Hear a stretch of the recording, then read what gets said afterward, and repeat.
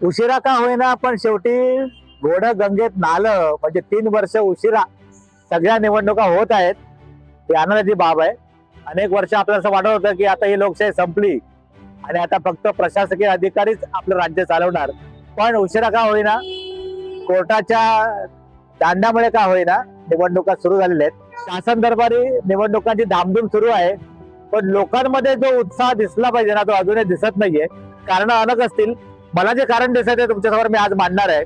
म्हणजे पूर्वी कसं की एखादा मतदार आहे ना, तो पारंपरिक एकाच पक्षाला मतदान करायचा निष्ठेने. म्हणजे तुम्ही किती त्याला सांगा की हा उमेदवार चांगला नाही तरी पण तो पक्षाकरता प्रामाणिक असायचा आणि त्या पक्षाला 50-50 वर्ष मतदान करणारे अजूनही आजोबा आम्हाला सापडतात. आता काय झालंय, पूर्वी जसा राजा तशी प्रजा, आता उलट आहे. आता जशी प्रजा आहे तसा राजा आहे. कारण आपण प्रजेने आपापली मतं विकायचं ठरवलेलं आहे. आपण दुर्लक्ष करायला ठरवलेलं आहे.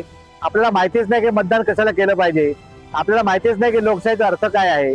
आपल्याला माहितीच नाही की चांगलं चरित्र कसं शोधायचं, त्याचा अभ्यास करायचा आणि चांगल्या उमेदवाराला मतदान करायचं हे आपण हल्ली विसरून गेलोय. आणि आपण फक्त 2 वेळची बिर्याणी, 1 वेळची बाटली, 3 वेळचं पाकिट याच्याकरता आपण मतदान करायला लागलोय.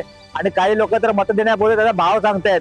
आताच काहीतरी बिहारला 10,000 रुपये मताचा भाव चालला होता. अशी जर प्रजा असेल तर राजा पण तसाच तुमचा निर्माण होणार आहे. त्याच्या मी म्हटलं की जशी प्रजा आहे तसा राजा तुम्हाला मिळणार. प्रजेच्या हाती असतं की आपला राजा निवडावा आणि तो कसा निवडावा हे आपण ठरवायचं आहे. आज मीरा भाईंदर मध्ये जे लोकप्रतिनिधी म्हणून तिकीट मागतायत किंवा जे उभारायचा प्रयत्न करतायत त्यांचं त्यांनाच माहिती नाही की ती सध्या कुठल्या पक्षामध्ये आहे. अनेक उदाहरणं अशी आहेत की सकाळी ढोल गजरामध्ये एका पार्टीचा मफलर खांद्यावर टाकून फॉर्म भरण्याकरता निघालेला माणूस फॉर्म भरेपर्यंत दुसऱ्या पक्षामध्ये गेलेला होता. मफलर बदलल्यानंतर त्याने फॉर्म वरती सही केलेली आहे. त्यालाच माहिती नाही की तो कुठल्या विचारांची कुठली धारा त्याच्याकरता योग्य आहे आणि कुठल्या विचारांचा पाठपुरावा तो करणार आहे. तर असा हा राजा आपण निवडून देतोय याचं कारण आपण आहोत. सध्या कुठल्याही लोकप्रतिनिधीला म्हणजे उमेदवाराला हे माहिती नाहीये की कोणाच्या सोग्यात कोणाचा हात आणि कोणाच्या धोत्रात कोणाचा पाय, ही अशी अवस्था आहे. त्याच्यामुळे मतदार संभ्रमित आहे. त्याला कळे ना की आपण कुठल्या पक्षाला मतदान करतोय की कुठल्या उमेदवाराला मतदान करतोय. हा उमेदवार त्या पक्षात आहे की ह्या पक्षात आहे. म्हणजे आपण गेली 5 वर्ष ज्या उमेदवाराच्या सोबत होतो तो आता आपल्या पक्षात नाहीये आणि ज्या पक्षासोबत आपण होतो त्याने आपल्याला आवडता उमेदवार आपल्याला दिलेला नाहीये. हा गोंधळ आहे. यावेळेला मतदार राजाने एकदम सजग झालं पाहिजे, पूर्णपणे अभ्यास केला पाहिजे आणि चांगला उमेदवार निवडून दिला पाहिजे.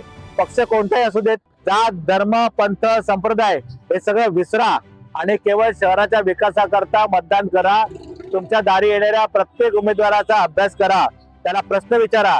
तो पुढल्या 5 वर्षाकरता तुमच्यासाठी तुमच्या शहरासाठी काय करणार आहे. तो त्याच्या नेत्याचा गुलाम आहे, त्याच्या पक्षाचा गुलाम आहे का मतदारांकरता तो उभा आहे हे आपल्याला कळलं पाहिजे. पुन्हा एकदा सांगतो, तुमच्या दारी येणाऱ्या प्रत्येक उमेदवाराचा तुम्ही पूर्णपणे अभ्यास करा. त्याचा पक्ष कोणता आहे हे विसरा, त्याची जात कोणती आहे हे विसरा, त्याचा धर्म कोणता आहे, संप्रदाय कोणता आहे, आपल्याला देणं घेणं काही नाही.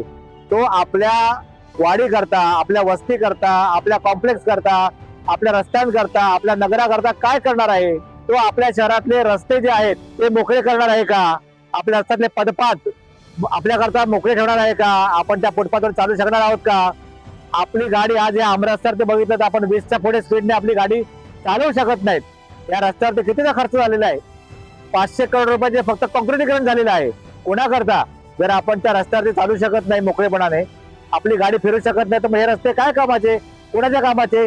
काय फक्त नगरसेवकाला आणि आमदाराला त्याचं कमिशन मिळावं, त्या ठेक्यातून त्याचे पैसे मिळावेत याकरता सगळ्यांनी विचार करावा.